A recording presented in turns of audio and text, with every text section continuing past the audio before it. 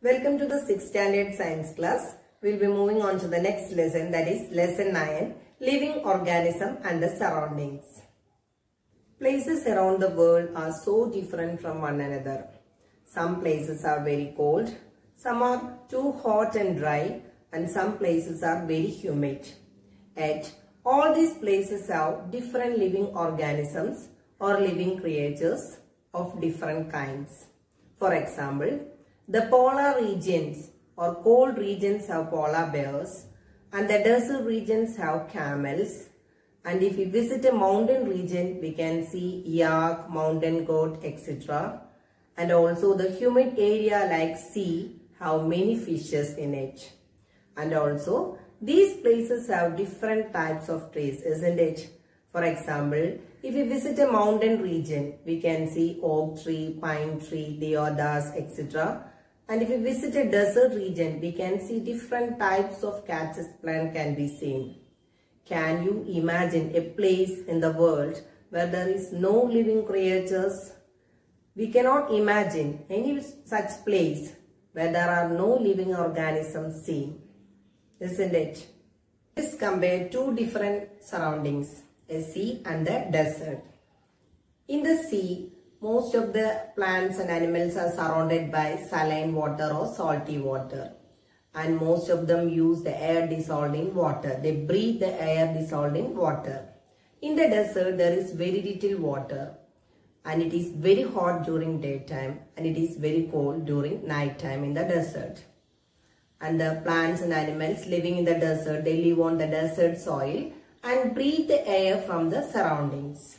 Sea and the desert are very two different kinds of surroundings, and we can see different types of plants and animals live in these surroundings. Let us look at the two different kinds of organism or living thing found in these two surroundings like the desert and the sea. For example, a camel and a fish. The body structure of camel helps to survive, to live in the desert conditions. They have long legs to keep their bodies away from the heat of the sand. And their eyes have bushy lashes. And their dung is very dry. And they excrete small amount of urine. And they do not sweat. And they lose very less water from the bodies. So this camel can survive without water for many days. Dear children, you know that there are many kinds of fish that live inside the water. That is, all of them have something common, that is their shape, that is streamline shape. What is the use of this shape? This shape helps them to easily move inside the water.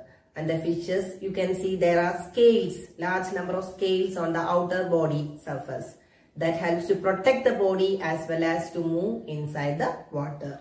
And the gills present in the fish helps the fishes to use the oxygen or to breathe the oxygen dissolved in water. So we can see that the features of the fish help to live inside the water and the features of the camel helps to live in a desert.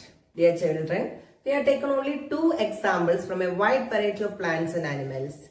We can see that all these organisms or living things have certain features that help them to survive in that region where they are normally found.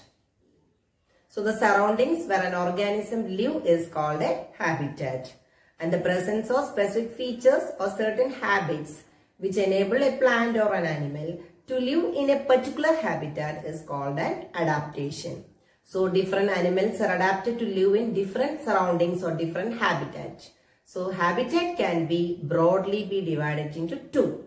That is terrestrial habitat and aquatic habitat. Let us study about terrestrial habitat. The habitat of plants and animals that live on land are said to be terrestrial habitat. For example, grassland, forest, desert, coastal and mountain regions. Whereas the habitat of plants and animals that live in water are called as aquatic habitat. For example, ponds, swamps, rivers, lakes, oceans, etc.